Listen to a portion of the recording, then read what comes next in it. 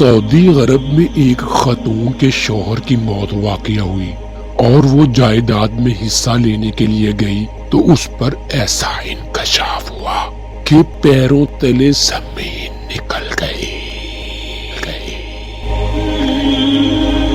اپنے شوہر کی موت کے بعد اس خاتون کو علم ہوا کہ وہ اسے اپنی زندگی میں طلاق دے چکا تھا اور اب خاتون اس کی جائیداد میں سے حصہ نہیں لے سکتی تھی۔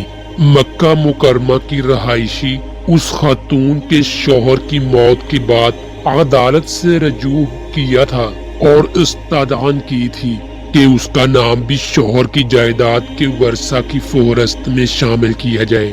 اس موقع پر عدالت میں خاتون پر منکشف ہوا کہ اس کا شوہر اسے طلاق دے چکا تھا، لہذا اس کا نام مرحوم کے ورثہ کی فہرست میں شامل نہیں کیا جا سکتا۔